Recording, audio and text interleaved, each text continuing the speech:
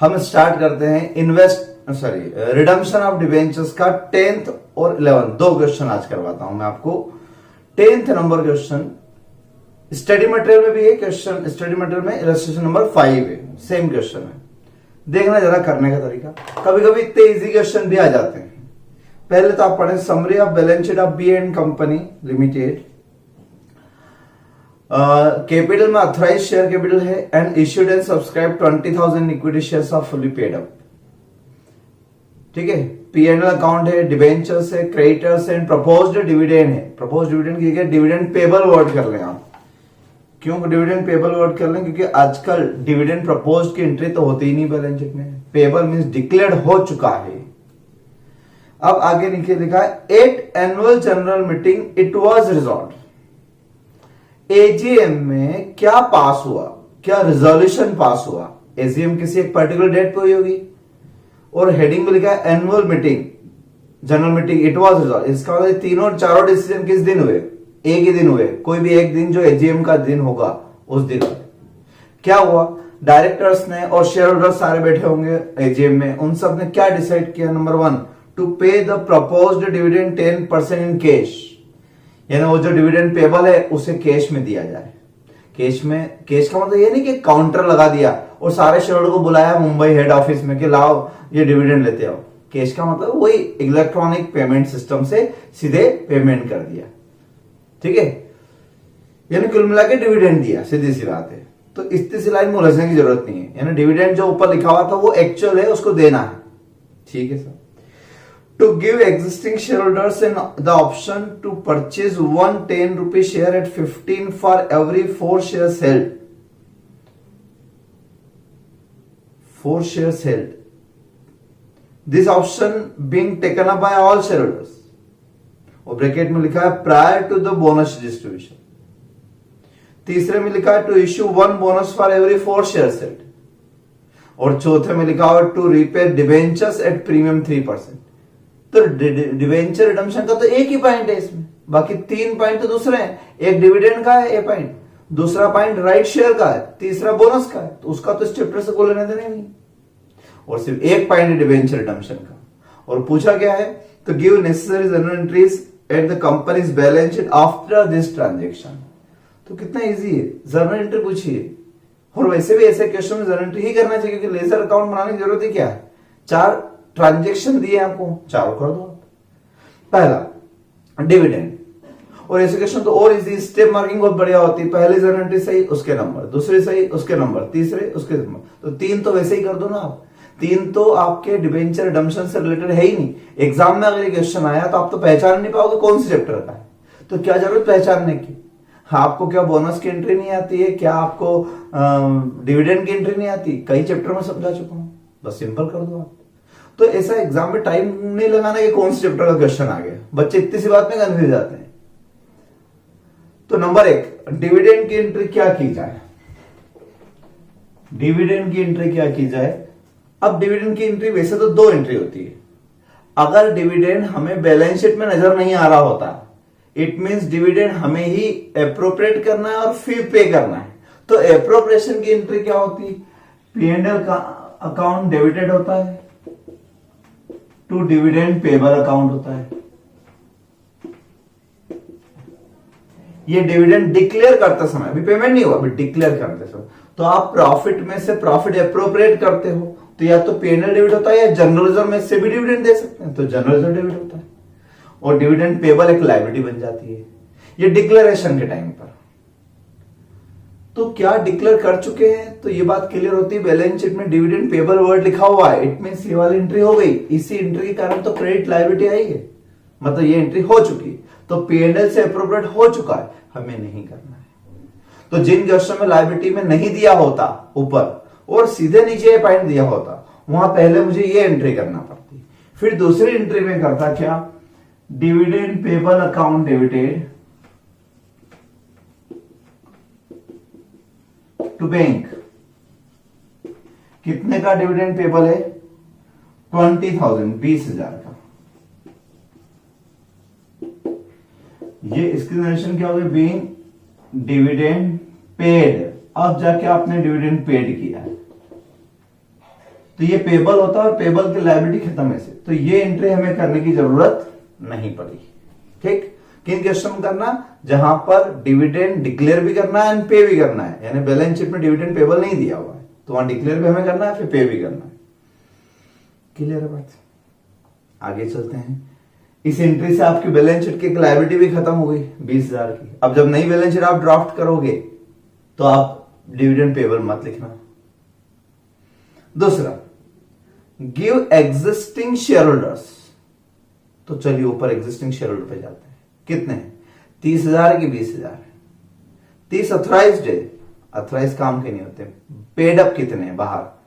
2 लाख, 2 लाख रुपए मतलब 20,000 शेयर है 10 रुपए का, तो 20,000 equity share holder existing. Option to purchase, option to purchase 1 rupee 10 share 850, free में नहीं दे रहे हैं।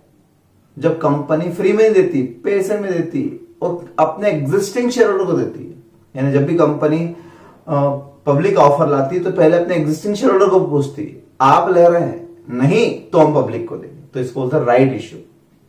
तो कंपनी ऑफर कर रही है 1 right issue of 10 each at the rate 15 for every 4 held prior to bonus. तो अभी तो बोनस की एंट्री नहीं की मैंने, उससे पहले कितने 20,000 है। In this option being taken by all share holders. ठीक है, तो क्या एंट्री होगी, यानी ये शेयर इश्यू करने की एंट्री हुई है ना। शेयर इश्यू करने की एंट्री हम चाहे तो 2 एंट्री घुमाएं, लेकिन 2 एंट्री की जरूरत नहीं, सीधे एक एंट्री पैसा आएगा bank account debited to equity share capital account ₹10 वाला, और टू सिक्योरिटीज प्रीमियम ₹5 रुपए। पब्लिक को इश्यू करे तो भी एंट्री होती है, एग्जिस्टिंग शेयर होल्डर को करे तो भी, क्योंकि एग्जिस्टिंग शेयर होल्डर भी तो पब्लिक ही है, इसलिए एंट्री में कोई फर्क नहीं आता। आप एग्जिस्टिंग शेयर होल्डर को दे रहे हो या पब्लिक को दे रहे हो। चलो वो मना कर देते तो पब्लिक को देते तो भी तो ये एंट्री होती। कंपनी के पास पैसा आता है, बैंक डेबिट, शेयर कैपिटल जाती, या तो इनके पास जा रही है उनके पास जा रही है, तो सारी पब्लिक सबके लिए अपना कैपिटल अकाउंट है तो सही। ठीक है, तो राइट शेयर की एंट्री होती है, इसमें पैसा आता है और जो भी इश्यू प्राइस हो 15 रुपए तो 15 लेंगे। अब नंबर ऑफ शेयर्स कितने, तो एग्जिस्टिंग 20,000 शेयर्स है एग्जिस्टिंग, उन्होंने बोला हर 4 पर 4 शेयर्स फॉर एवरी 4, 4 के बदले में 1 share, 1 right share, 1 right share eight the rate 15। तो 4 के बदले में 1 शेयर, इसका मतलब ये हो गया 5,000 shares equity shares at the rate 15। 5,000 share है 15 के रेट से, तो 75,000, यहां हो गए 50,000 और यहां हो गए 25,000। ठीक है, ये एंट्री हो गई। आपको लगता है सर राइट शेयर लेना जरूरी थोड़ी ना है, चलिए मान लो इसमें से आधे शेयर होल्डर राइट शेयर लेते हैं और आधे नहीं लेते, तो वो आधे शेयर पब्लिक में इश्यू कर देती कंपनी, तो कंपनी को तो पूरा पैसा आता है ना। बस यह नरेशन बदल जाती कि आधे शेयर है 2,500 shares taken by existing share holder and remaining to public. तो आपकी एंट्री में फर्क नहीं पड़ता, आपको तो पूरे शेयर जितने इश्यू करना थे कंपनी को उतने पूरे आते। कंपनी को 4 के बदले में 1 5,000 शेयर इश्यू करना थे, 5,000 किए, ये नहीं लेते तो पब्लिक लेती, एंट्री सेम होती। तीसरी, to issue 1 bonus for every 4 shares held. Bonus share की एंट्री मैंने बोनस का चैप्टर पढ़ा दिया आपको, सारे चैप्टर पढ़ा दिए वैसे तो। बोनस की एंट्री कैसे होती है, इश्यूइंग कंपनी, हम बोनस की एंट्री करेंगे तो क्या एंट्री, इन्वेस्टर तो कुछ भी नहीं करता है क्योंकि उसके पास कुछ भी नहीं, वो तो नंबर ऑफ शेयर बढ़ा लेता है बस। हमें तो अपने रिजर्व्स कैपिटलाइज करना पड़ते हैं, क्योंकि बोनस में पैसा ना आता है ना जाता है, तो हमें तो अपने रिजर्व्स डेबिट करके और टू इक्विटी शेयर कैपिटल करना पड़ता है, और प्रीमियम हो तो प्रीमियम भी करना पड़ती है। तो कौन से रिजर्व्स डेबिट करूं मैं, याद करो बोनस की एंट्री हमने की थी इसी तरीके से।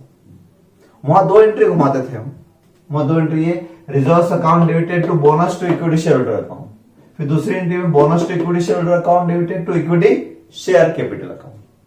जब क्वेश्चन में ज्यादा कोई कॉम्प्लिकेशंस ना हो तो आप डायरेक्ट एक एंट्री कर दो।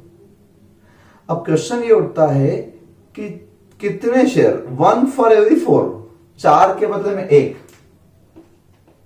तो 20,000 शेयर्स 4 के बदले में 1 यानी 5000 बोनस शेयर्स ऑफ ₹10 ईच। तो 5000 शेयर 10 रुपए का एक 50,000 रुपए। 50,000 का अरेंजमेंट मुझे रिजर्व से करना है। अब रिजर्व से कि नहीं मेरे पास देखता हूं, तो ऊपर मेरे पास प्रॉफिट एंड लॉस अकाउंट है। क्या है? P&L। P&L से कर लेते हैं बोनस शेयर्स। और बोनस शेयर में थोड़ा सा रिवीजन करवा दूं मैं आपको। बोनस शेयर जब भी इश्यू होते हैं तो मैंने कहा था बोनस शेयर के लिए कौन कौन से प्रॉफिट यूज कर सकते हो। तो CRR सबसे पहले यूज करना, क्योंकि CRR can be utilize only for bonus. तो सबसे पहले वो यूज करो क्योंकि उसका और कोई यूज नहीं है। फिर करो कैपिटल रिजर्व, फिर करो सिक्योरिटीज प्रीमियम क्योंकि ये कैपिटल नेचर के, तो कैपिटल टू कैपिटल ये इस्तेमाल करो। फिर ना हो तो P&L और जनरल रिजर्व करो। P&L और जनरल रिजर्व में से कोई सा भी कर सकते हो। तो ये P&L और जनरल रिजर्व फ्री रिजर्व है, इनका इस्तेमाल आप बाद में करो जरूरत पड़े तो, क्योंकि इनका तो इस्तेमाल कहीं भी कर लेंगे ना, ये फ्री है। लेकिन वो CRR तो कहीं और यूज नहीं कर पाएंगे, इसलिए CRR पहले यूज किया। बट यहां कुछ है ही नहीं, इसलिए मैंने ऐसा किया। अब डाउट सुनते हुए डाउट आया कि सर ये 20,000 पे क्यों लगाया आपने, जबकि राइट शेयर आ चुके हैं। तो 20 तो एग्जिस्टिंग शेयर थे, 5 और इश्यू हो गए, 25,000 शेयर हो गए। 25,000 शेयर पे देना था ना ये बोनस? नहीं, मैंने अभी ऊपर कहा आपको ये AGM एक ही दिन हुई। आज मेरे पास ये बैलेंस शीट है 20,000 शेयर की, और इस AGM में मैंने डिक्लेयर किया कि इन 20,000 वालों को राइट शेयर दो। मैंने बोला बोनस भी दो, तो इन्हीं पे तो हुआ। अंडरस्टूड है? कोई डेट वाइज थोड़ी ना है। कोई डेट वाइज होता कि ये अगस्त में हुआ फिर ये सितंबर में, तो बराबर सही थी बात। लेकिन यहां तो एक ही दिन ये सारा डिसीजन हुआ है कि एग्जिस्टिंग शेयर होल्डर को राइट शेयर दो, इन्हीं को बोनस दो, ऐसा। तो अंडरस्टूड है कि हम एग्जिस्टिंग पे ही देंगे। कोई डेट वाइज क्रोनोलॉजिकल ऑर्डर थोड़ी ना है, एक ही दिन के डिसीजन है सारे। आज डिसीजन लिए मैंने, मैनेजमेंट ने, इस बैलेंस शीट को देख के कि अच्छा इतने शेयर है, इनको इतना बोनस दे दो, इतने राइट्स दे दो, इसलिए हमने एग्जिस्टिंग शेयर्स लिए। ठीक है? तो 25 इंक्लूड, मतलब ये 5,000 शेयर इंक्लूड मत करना। तो एक एंट्री डिविडेंड की, एक एंट्री बोनस की और एक एंट्री राइट। 3 एंट्री की आपके 2-2 नंबर के भी अगर हुए तो 6 मार्क्स तो आपके पक्के हो गए। इतना इजी क्वेश्चन भी आ जाते हैं। और अब last D, to repay debentures at a premium of 3%, है ना। और ऊपर कंपनी में कुछ लिखा नहीं, बी कंपनी लिखा, बस कहां लिखा वो अदर देन IFIF वगैरह, अनलिस्टेड कंपनी, कुछ नहीं लिखा। तो मैंने कहा था ऐसे क्वेश्चन में आप एक नोट डाल के आता ना, there is no requirement of DRR and DRI applicable to B company limited, so ignore it, छोड़ दो।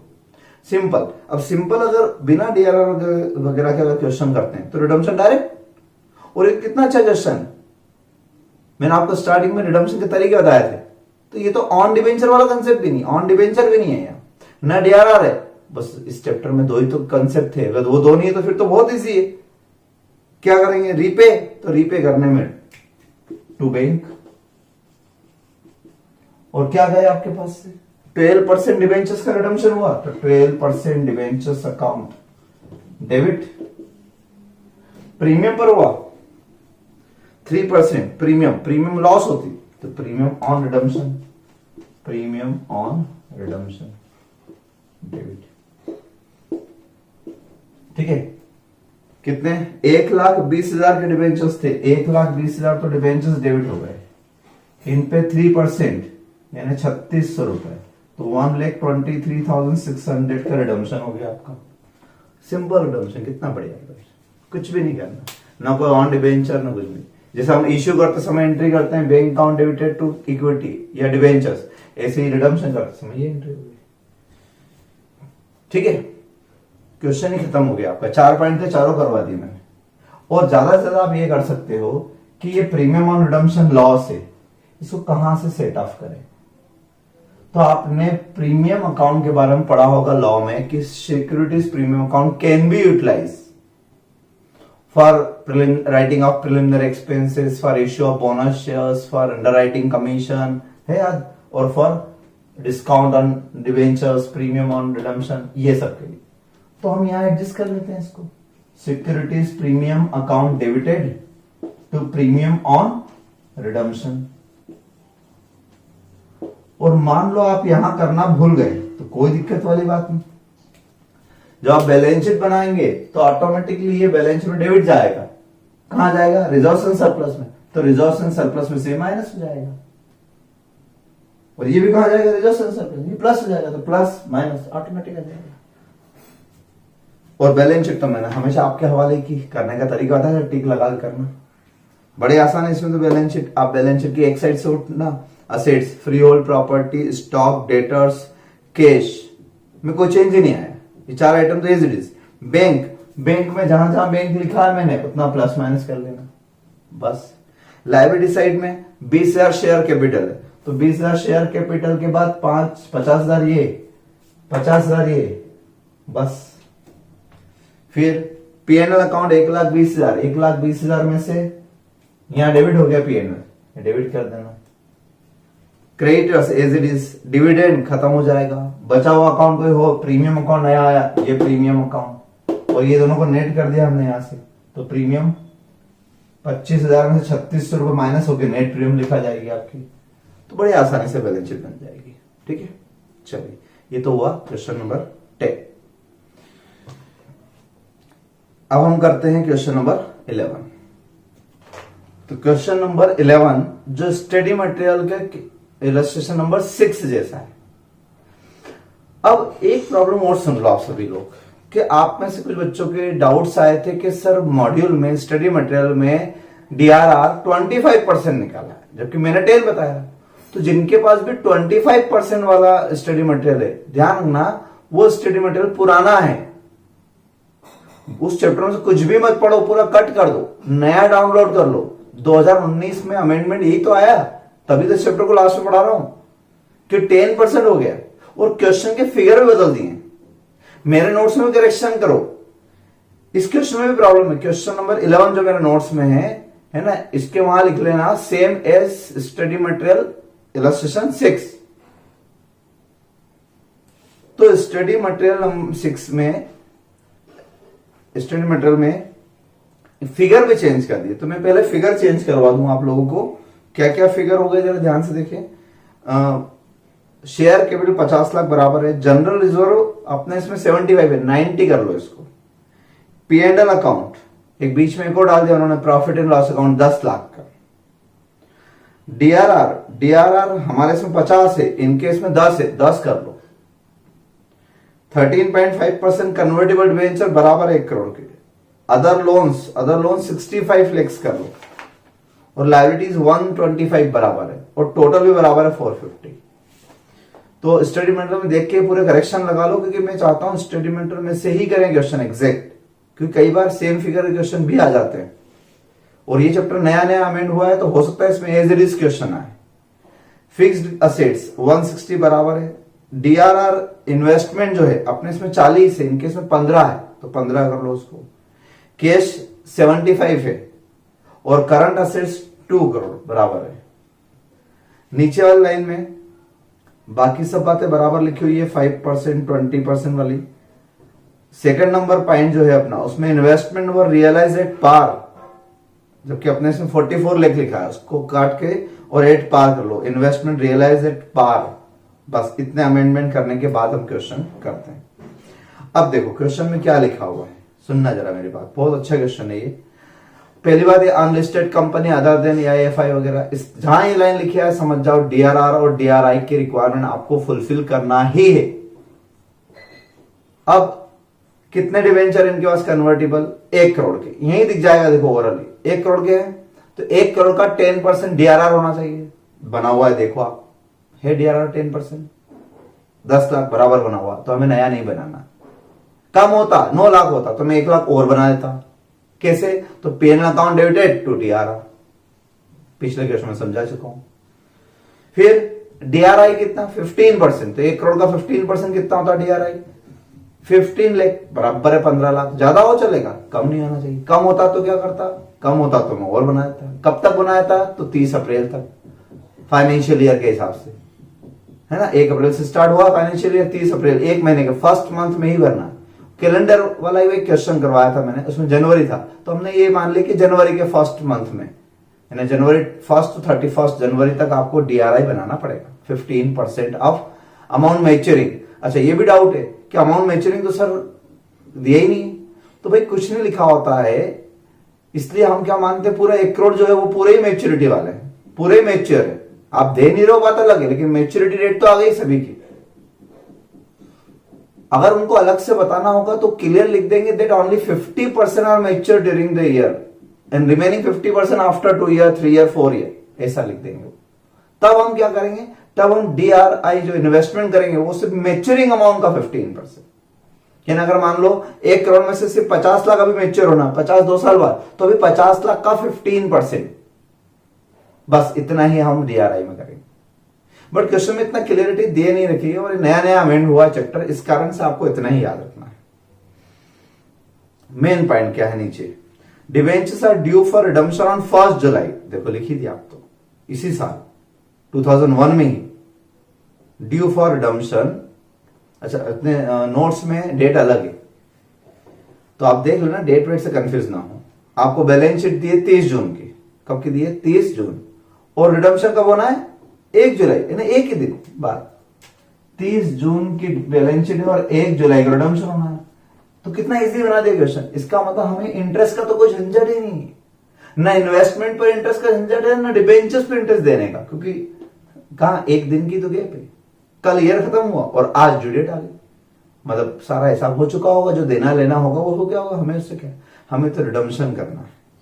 The terms of the issue debentures provide that they were redeemable at a premium of 5%, यानी 100 रुपए के debenture के बदले में मुझे 105 रुपए देना है, किसी को भी दो, जैसे भी दूंगा, 100 के बदले में 105 देना है।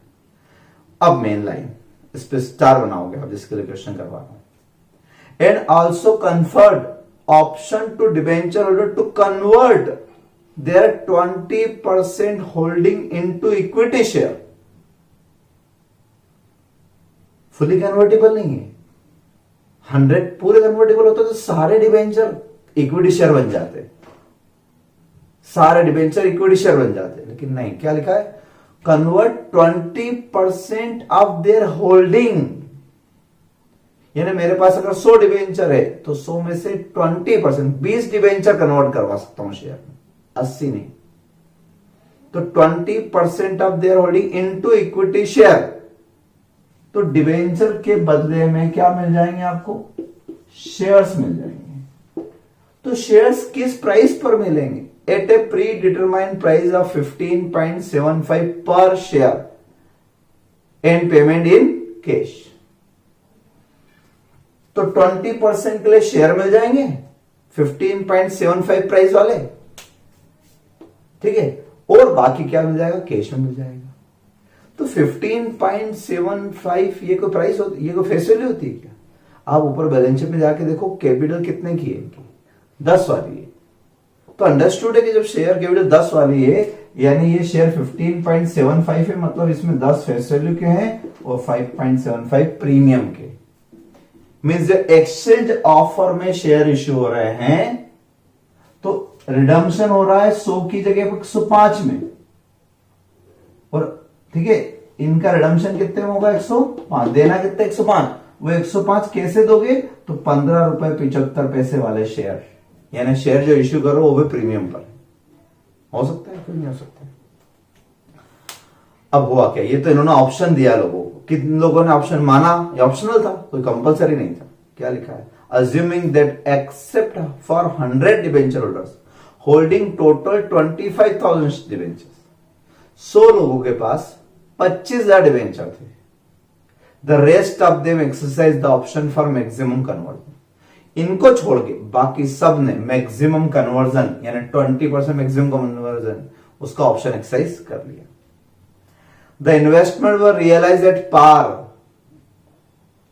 बेच देंगे, and all transactions are put through without lag means without delay on 1 July, उसी दिन हो गए, तो कोई इंटरेस्ट का झंझट ही नहीं।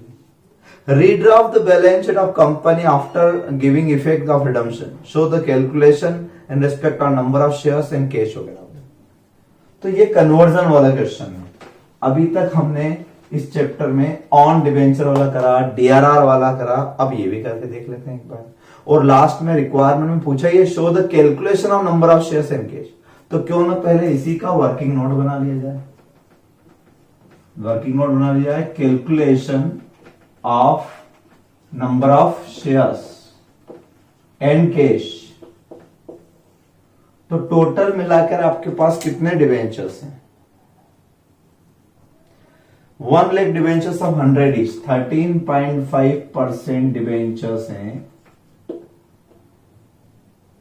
Of 100 each. 1 लाख डिवेंचर है। कितने लाख डिवेंचर है? 1 लाख। 1 लाख डिवेंचर्स जो हैं, इनमें से 25,000 debenture holders,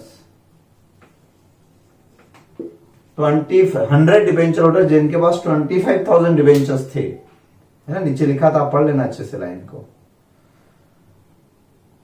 accept this,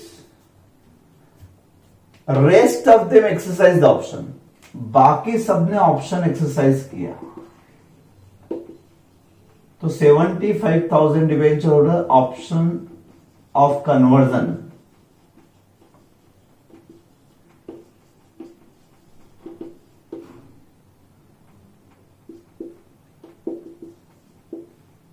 exercise किया, और इन्होंने नो ऑप्शन एक्सरसाइज।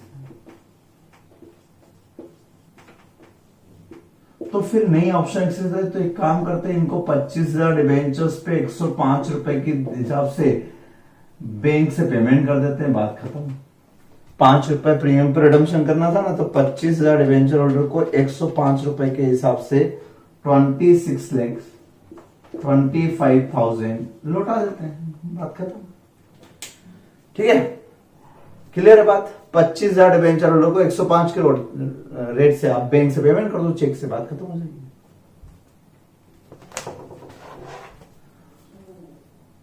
अब रही बात इनकी, तो यहां तो आपने पेमेंट कर दिया। अब इस केस में क्या? इस केस में ये बोल रहे हैं 20%, कितने परसेंट? 20%, 20% ऑफ होल्डिंग, क्लियर लिखा है। तो होल्डिंग का 20% यानी कि 15,000 डिवेंचर्स, और बैलेंस बचे कितने? 60,000 डिवेंचर्स। ठीक है, तो इन 60,000 डिवेंचर्स को भी हम 105 के रेट से पेमेंट कर दें। 60,000 को 105 के रेट से पेमेंट कर देते हैं, 63 लाख। बैंक पेमेंट, इसका बैंक पेमेंट, इसका बैंक पेमेंट हो गया। अब कन्वर्जन वाला बात सिर्फ इतनी सी है ना, इतनी सी कन्वर्जन। तो इन 15,000 एंड 20% ऑफ देयर होल्डिंग, ये डिवेंचर्स कन्वर्ट हो जाएंगे इक्विटी शेयर्स में। किसमें कन्वर्ट हो जाएंगे? Equity share. तो कितने इक्विटी शेयर? बस यहां ध्यान देना, कितने इक्विटी शेयर्स में कन्वर्ट हो जाएंगे। या तो रेशियो लिखा होता है कि 1 debentures converted into 2 equity shares, 1 debenture into 5 equity shares, कुछ भी नहीं लिखा। वो लिखा होता तो बहुत ही आसान हो जाता। फिर क्या था, मैं इसको 15 की जगह 30, 40 जो भी बोलते हो इस रेशियो में कर लेते। लेकिन इस बार उन्होंने ऐसा नहीं किया। जब ऐसा नहीं किया तो हम क्या करें? तो हम ये करेंगे, 15,000 debentures converted into equity share.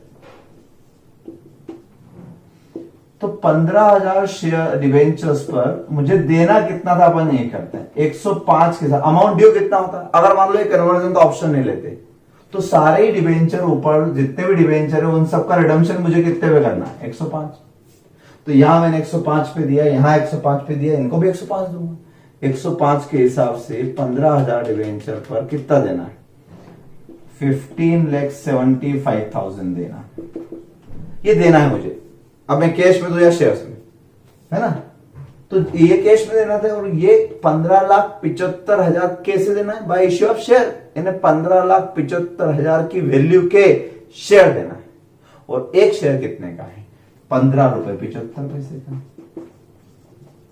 याद करो, आपने कभी नंबर ऑफ शेयर्स निकाले होंगे तो ऊपर टोटल अमाउंट लिखो जितना आपका प्रोसीड है, और divide issue price. Issue price 10 हो तो 10, 8 प्रीमियम हो तो 8 प्रीमियम, तो नंबर ऑफ शेयर्स आ जाएंगे। तो कितने नंबर ऑफ इक्विटी शेयर्स आ गए भाई? 1 lakh equity shares.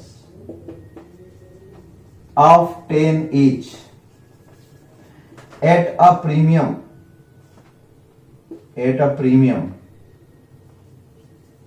of 5.75 per share.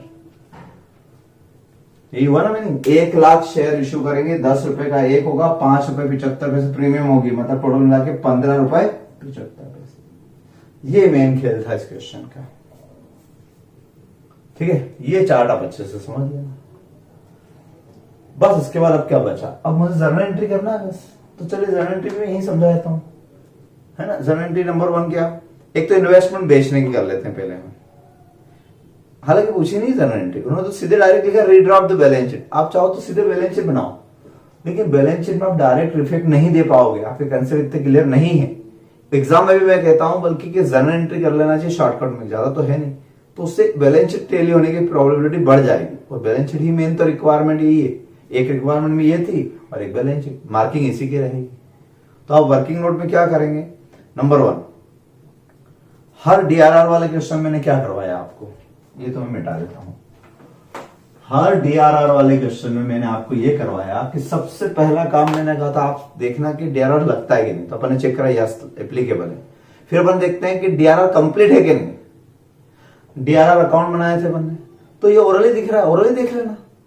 Ledger posting करना ही नहीं, तो क्यों लेजर वेजर की लाइन खींचू, वो खींचोगे तो मालूम पड़ जाएगा, लेकिन क्यों इतनी मेहनत करोगे जब पूछा नहीं तो डायरेक्ट देख लेना। आपको तो 10% डीआरआर चाहिए, वो है, डीआरआई चाहिए 15, वो भी है, बस। तो फिर क्या, फिर ऐसे क्वेश्चन में अगली स्टेप क्या बताई थी मैंने, अगली स्टेप में बताया था डीआरआई बेचो। सबसे पहला काम हमेशा यही होता है, क्योंकि उसको बेच के ही तो रिडम्पशन करेंगे, पैसा ही वहीं से आएगा। तो आप सबसे पहले इन्वेस्टमेंट बेच दो, DRRI अकाउंट डेबिट, आई मतलब investment account debit, sorry debited किया, बेच दिया ना, एक बार बेचा। तो bank account debited to DRR investment account, बेच दो आप इनको। कितने के हैं, 15 लाख, 15 लाख रुपए के 8 बार बेच दी, 15 लाख बेच दो। मेरे नोट्स में इसको मैंने ज्यादा में बेचा था, मेरे नोट्स में 40 के थे, 44 में बेचे थे, तो प्रॉफिट पे में चले जाता है। नॉर्मल इन्वेस्टमेंट बेचने ऐसा, अगर वैसा आए तो वैसा कर सकते हो। 15 के 17 में बेचते हो, 17 लॉस आए तो लॉस पी में ले जाना। ठीक है, ये कर दिया।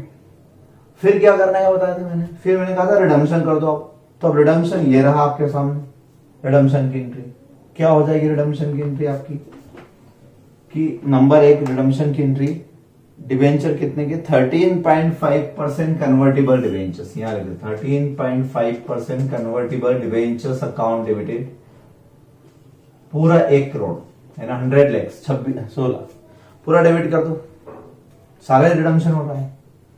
प्रीमियम पर हो रहा है, तो प्रीमियम ऑन रिडम्पशन कितने पर हो रहा है, 5 लाख रुपए के प्रीमियम। 105 के बदले में आपने कितना दिया, तो एक तो ये दिया और एक ये दिया, यानी ये हो गया आपका 26,25,000 प्लस 63 लाख। इतना तो आपने कैश में दिया, 89,25,000 कैश में दिए।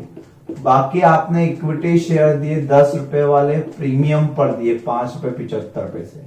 कितने, 1 लाख शेयर्स, 1 लाख शेयर्स 10 रुपए का, एक तो 10 लाख ये दिए, 1 लाख शेयर 5 पे, तो 5.75 ये देखो आपका हो गया 100% पूरा कंप्लीट। एक एंट्री में काम करो, ठीक है। तो आप देखो नीचे नंबर 1 पॉइंट था अपना, ये सब ये कर लिया हमने, इन्वेस्टमेंट बेचना वो हो गया, ऑल ट्रांजेक्शन, बस ट्रांजेक्शन 2 ही थे।